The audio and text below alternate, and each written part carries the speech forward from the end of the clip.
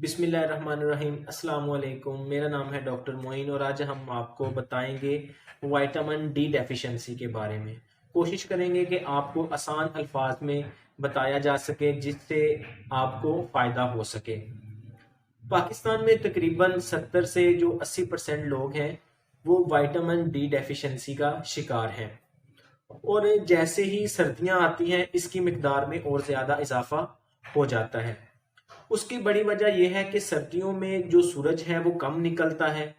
सूरज कम निकलने की वजह से जो सूरज की शुआएं हैं या सूरज की रोशनी है वो कम पड़ती है, जिसकी वजह से हमारे जिस्म में विटामिन डी की कमी हो जाती है। क्योंकि जो सबसे natural source of vitamin D है वो है सूरज। सूरज की जो रोशनी है जब वो हमारे ऊपर पड़ती है तो हमारी जिल्द के नीचे ऐसे मॉलिक्यूल्स होते हैं जो वो उस रोशनी को जज़ब करते हैं, वहां से फिर उसको लीवर में जिगर में ट्रांसफर करते हैं। वहां से फिर वो हमारे गुर्दों में ट्रांसफर होते हैं। वहां फिर इनका वो एक मुकम्मल प्रोसेस होता है जहां फिर ये विटामिन डी मुकम्मल तौर पर तैयार होकर हमारे जिस्म का हिस्सा बन जाता है।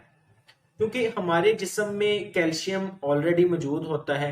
जब हमारे जिस्म में विटामिन डी की कमी हो जाती है तो उसकी वजह से वो जो कैल्शियम है हमारे जिस्म में मौजूद होता है वो हमारे जिस्म का हिस्सा नहीं बन पाता। अब हमें कैसे पता चलेगा कि हमारा जो जिस्म है वो विटामिन डी डेफिशिएंसी का शिकार है? अगर आप हर वक्त थकावट फील करते हैं और वो थकावट इस तरह की है कि जो ना तो आराम करने से ठीक हो रही है और ना ही अच्छी डाइट अच्छी खुराक लेने से ठीक हो रही है, अगर आपको इस तरह की थकावट है तो आप में विटामिन डी की डेफिशिएंसी कमी हो सकती है। इसके अलावा अगर आपके जोड़ों में दर्द है, आपकी हड्डियों में दर्द है, आपको बैक पेन है, आपके मसल्स जो हैं वो वीक हो गए हैं या आपको मसल्स में क्रैम्प पड़ते हैं, तो ये भी विटामिन डी डेफिशिएंसी हो सकती है। अगर आप डिप्रेशन, एंजाइटी, नाउमीदी, नामर्दी का शिकार हैं तो इसकी वजह भी विटामिन डी डेफिशिएंसी हो सकती है। विटामिन डी डेफिशिएंसी की वजह से आपके बाल भी टूट सकते हैं, आपका वजन जो है वो भी बढ़ सकता है और इसकी वजह से आपका इम्यून सिस्टम जो है वो बहुत ज्यादा वीक हो जाता है। इम्यून सिस्टम वीक होने की वजह से आप जो है बार बार बीमार होते हैं, बार बार ठीक होते हैं, बार बार फिर बीमार हो जाते हैं, क्योंकि जो हमारा मदाफती निज़ाम है वो इतना ज़्यादा स्ट्रोंग नहीं होता कि वो जो इन जरासीम के खिलाफ फाइट कर सके, जिसकी वजह से हम बार बार बीमार होते हैं। विटामिन डी की कमी की वजह से जो है इनफर्टिलिटी, इसका हम शिकार हो जाते हैं। इनफर्टिलिटी का जो रेट है वो कम हो जाता है और अगर आप में लो टेस्टोस्टेरोन लेवल है तो आपको यकीनन इस बात का पता होना चाहिए कि आप जो है विटामिन डी डेफिशिएंसी का शिकार हैं। अगर आप में इस तरह की अलामत हैं तो आप में विटामिन डी डेफिशिएंसी हो सकती है। इसके लिए आप अपना विटामिन डी का टेस्ट करवाएं, जिससे आपको कंफर्म हो जाएगा कि आपके अंदर कितनी विटामिन डी की डेफिशिएंसी है।